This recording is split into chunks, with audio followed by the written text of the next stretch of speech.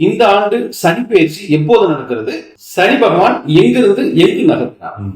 இந்த வருடம் வாக்கிய ரீதியாக மார்ச் 6ஆம் தேதி வெள்ளிக்கிழமை காலையில 8:20க்கு கும்பராசியில இருக்கிற சனீஸ்வரர் மீன ராசிக்கு மாற இருக்கிறார். இவ்வளவு நாள சனீஸ்வரர் சனியோட மனைவியே கும்பத்திலேயே இருந்தார். இப்ப மீனத்துக்கு குருவோட மனைவிக்கு மாற இருக்கிறார். அந்த தாக்கம் ஒவ்வொரு ராசிக்கும் ஒவ்வொரு மாதிரி இருக்கும். சிம்ம ராசிக்கு ஏற்கனவே நீங்க அஷ்டமத்து சனியினுடைய தாக்கம் எப்படி இருக்குன்னு விவரிச்சிட்டீங்க. இப்ப சிம்ம ராசிக்கு அஷ்டம சனி, நம்மளுடைய நேயர்கள் நிறைய பேர் பயந்து போயிருக்காங்க. அந்த அஷ்டமத்து சனியில நல்லதே நடக்காதா? அஷ்டம சனியில நல்லதே நடக்காதா அப்படின்னா, கெட்டது நடக்காம இருக்கிறதே நல்லதுதான். அதுதான் நல்லது. அப்ப இந்த 2 வருட காலங்கள்ல அமைதியா இருந்துக்கிட்டா புத்திசாலி, அதுதான் நல்லதுன்னு சொல்ல முடியும். புதுசா ஏதாவது ஆரம்பிச்சா பாதிப்பு வந்துருங்கிறதுல எந்த மாற்று கருத்தும் இருக்க முடியாது.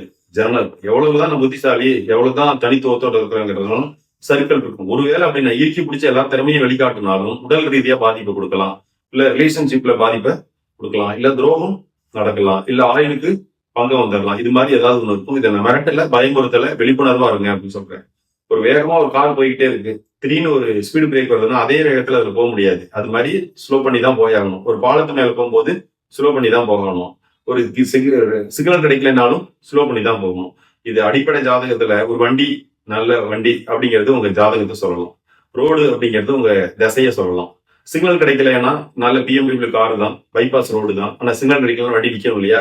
அது மாதிரி இதுல நின்று போனா நிதானிச்சுக்கிட்டா தப்பு நடக்கிறதுக்கு வாய்ப்பு இல்லை. கெட்டது நடக்கலைனாவே நல்லதுதான் அஸ்தம சனிக்கு. அதனால வாழ்வியல் பரிகாரம், கோயில் பரிகாரம், சட்டத்துக்கு உட்பட்டு நடக்கிறது, அடுத்தவங்களை துன்புறுத்தாம இருக்கிறது, இதெல்லாம் பண்ணினாலே தர்மம் தலை காக்கும் வாங்கல. இப்ப தர்மம் பண்ணியிருந்தாங்கன்னா அது உங்களை காப்பாத்தி விட்டுருங்கிறதுல எந்த மாற்று கருத்தும் இருக்க முடியாது. அதனால அன்னதானம் பண்றது அப்படிங்கிறது மிகச்சிறந்த பரிகாரம். அதை நீங்க பண்ணலாம். வசதியா இருக்கிறவங்க, இல்லாதவங்க இருக்கிறவங்க நேர்மையா தர்மமா இருந்துட்டாலே, ஒழுக்கமா இருந்துட்டாலே பாதிப்பு எதுவும் இவங்களை இருக்காது அப்படிங்கிறது தான். சனீஸ்வரர் நேர்மைக்கு காரணம். அது நேர்மையா இருந்துட்டா, எளிமையா இருந்துட்டா ஒரு பிரச்சனையுமே இருக்காது. பெருசா பயப்பட தேவையில்லை. சட்டத்துக்கு உட்பட்டு நடந்துட்டா எந்த பயமும் தேவையில்லை. சட்டத்துக்கு உட்படலைன்னா தான் எல்லா பயமும் வரும். சட்ட சிக்கல்ல மாட்டிக்காதீங்க, இல்லீகலா எதுவும் பண்ணி சிக்கிக்காதீங்க. இதெல்லாம் அட்வைஸ். உங்க உழைப்புக்கு மீறி போகாதீங்க. உங்க பணத்தை பத்திரமா வச்சுக்கோங்க. கொடுத்தா வாங்க முடியாது, வாங்கினா கொடுக்க முடியாது. இது எல்லா விதத்திலையும் துரோகம் நடக்குங்கிறதுல எந்த மாற்று கருத்தும் இருக்க முடியாது. அதனால இந்த நேரத்துல வளர்ச்சி இல்லைனாலும் பரவாயில்ல, பாதிப்பு இல்லாம இருக்கிறது தான் புத்திசாலித்தனம். ஆரோக்கியத்தை மேன்மைப்படுத்திக்கங்க. சிம்ம ராசிக்காரங்கள்ல பெண்களுக்கு மிக முக்கியமான ஒரு காலகட்டம் இந்த அஷ்டமத்து சனி. அவங்களுக்கு சுபகாரியங்கள் நடக்கிறது, இந்த பிற விஷயங்கள், இதுக்கெல்லாம் அவங்களுடைய அட்வைஸ் என்ன சார்? ஒருவேளை அவங்களுக்கு வயசா இருந்தால், அந்த கல்யாணத்துக்கான எந்த வயசும் எந்த தகுதிக்கும் அந்த வயசா இருந்தால் மட்டுமே இந்த காலகட்டத்துல பார்க்கலாம் முடிய, மற்றபடி இந்த 2.5 வருடங்களை தள்ளி போடுறதுதான் சிறப்பு. இது எப்படின்னா, நல்ல மனவாழ்க்கை அமையும்னா இந்த காலகட்டத்துல இருக்கிறதுக்கான வாய்ப்பு இல்ல. ஒருவேளை அந்த வயசை தாண்டி இருந்தா மட்டும் சிறப்பா ஒரு தடவைக்கு 10 தடவை நம்ம ஒரு விஷயத்த பார்த்து செய்யும் போதுதான் அது தப்பு இல்லாம இருக்கிறதுக்கு வாய்ப்பு. அதனால இந்த காலகட்டத்துல கொஞ்சம் அமைதியா இருக்கிறது தான் நல்லது. ஒரு வேலை செஞ்சுதான் ஆகணும்னா நல்லா யோசிச்சுதான் முடிவெடுக்கணும் அப்படிங்கிறது தான். அது எல்லாத்துக்கும், அது பெண்களா இருந்தாலும், ஆண்களா இருந்தாலும், தொழில் அதிபர்களா இருந்தாலும், மாணவர்களா இருந்தாலும், நடிப்பு துறையா இருந்தாலும், 16 செல்வத்துல எதுவா இருந்தாலும் இந்த நேரத்துல கவனமா இருக்கணும். குறிப்பா சிம்ம ராசிக்கு சொல்ல வேண்டியது என்னன்னா, வேலையை யாரும் விட்டுறாதீங்க. வேலையை விட்டுட்டீங்கன்னா வேலை கிடைக்காது. அதாவது வேலை கிடைக்கும், தகுதியான வேலை கிடைக்காம போயிடும். அதனால இப்ப யாரும் வேலையை விட்டுறாதீங்க. ஒரு வேலை நீங்க வேலையை விட வேண்டிய சூழல் வந்தா லீவ் போட்டுக்கோங்க, ரெஸ்ட் எடுத்துக்கோங்க. 10 நாள் கழிச்சு திரும்பவும் போய் ஜாயின் பண்ணிக்கோங்க. தற்பெருமைக்கு ஆளாகாதீங்க, தற்பெருமை பண்ணாதீங்க. பணிவா இருங்க, எளிமையா இருங்க. ஒரு பிரச்சனையுமே உங்களுக்கு இருக்காது. ரொம்ப சனினாவே பணிக்கு காரகத்துவம், உழைப்புக்கு காரகத்துவம். அப்ப நீங்க உழைப்பு கடுமையா உழைச்சிங்க, அடுத்தவங்க இந்த தடவை எடுத்துட்டு போனாங்க. இது கெட்ட நேரம் இருக்கும்போது உங்க உழைப்பு அடுத்தவங்க எடுத்துக்குவாங்க. நல்ல நேரம் வரும்போது அரியர்ஸ் போனஸ் தான் உங்களுக்கு திரும்ப வந்துடும் அப்படிங்கிறது தான்.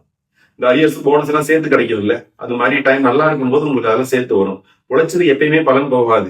நமக்கு ஏதாவது எப்பயாவது தப்பு பண்ணிருந்தோம்னா அது அஷ்டம சனியில தான் அதனுடைய பாதிப்பை தெரியும் அப்படிங்கிறது. நம்ம எப்பயாவது 5 வருஷத்துக்கு முன்னாடி 10 வருஷத்துக்கு முன்னாடி பண்ண தப்பெல்லாம் இப்பதான் வெளிப்படும் அப்படிங்கிறது தான். அதனால ஓரளவுக்கு அமைதியா நிதானமா எதையும் பண்ணிக்கிட்டீங்கன்னா பிரச்சனை இல்லை. கோர்ட்டு, கேஸ், பிரச்சனை, எதிர்ப்பு, இதுக்கெல்லாம் எதுக்குமே போயிடாதீங்க. இப்ப தோத்து போயிருவீங்க. அதனால போகாம இருந்துட்டா நல்லது. எல்லாமே சட்டத்துக்கு உட்பட்டு நடந்துக்கங்க. ஹெல்மெட் போட்டுட்டு போங்க, விபத்து இல்லாம பாத்துக்கோங்க, இந்த தொந்தரவு இல்லாம இருங்க. நைட்ல போய் வெளியில சாப்பிடாதீங்க, இரவு நேரத்துல ஊர் சுத்தாதீங்க. இதெல்லாம் அஷ்டம சனிக்கு சொல்ல வேண்டிய அட்வைஸ். இல்லீகல் ஆக்டிவிட்டிஸ்ல எதுவும் ஈடுபண்ணிடாதீங்க. மத்தவங்க தப்ப உங்க மேல குற்றத்தை தூக்கி போட்டுருவாங்க. வேற யாராவது ஒரு தவறு செய்வாங்க, அது தூக்கி உங்க மேல போடுறதுக்கான வாய்ப்பு இருக்குது. அதுலயும் சிக்கிக்கிறதுக்கு வாய்ப்பும் இருக்குது. அதனால இதை விழிப்புணர்வா தான் சொல்றோம். கவனமா நிதானமா இருந்துக்கிட்டா தப்பு நடக்கிறதுக்கு வாய்ப்பு கம்மின்னு சொல்ல வரேன். இப்போ சிம்ம ராசிக்கு அஷ்டம காலகட்டம், எச்சரிக்கையா இருங்கன்னு சொல்றீங்க. ஆனா இந்த காலகட்டத்துல எக்ஸாம் எழுத வேண்டிய தேவை உள்ள மாணவ மாணவிகள் இருக்காங்க. 10th, 12th இல்ல செமஸ்டர் எக்ஸாம்னு. இப்போ அவங்க அதுல இருந்து தற்காத்துக் கொள்ள ஏதேனும் பரிகாரம் அட்வைஸ் இருக்குங்களா? இப்ப கண்டிப்பா இவங்க வந்து கடுமையா உழைச்சாகணும். உழைச்சா அதுல இருந்து தப்பிச்சுக்கலாம். அது இல்லாம செட்டிமணியம் ஹயகிரிவர் கோயிலுக்கு போறதோ, வீட்டுல சரஸ்வதி படம் வச்சு பூஜை பண்ணிக்கிறதோ, சாமி கும்பிடுறது மூலியமா, கடுமையா உழைக்கிறது மூலியமா ஓரளவுக்கு வெற்றி கிடைக்கும். நான் சொல்லியிருக்கிற எளிமையான, வலிமையான, சரியான பரிகாரத்தை பயன்படுத்தி நீங்க வெற்றி காணும்னு வாழ்த்துறேன், விரும்புறேன். நன்றி, வணக்கம்.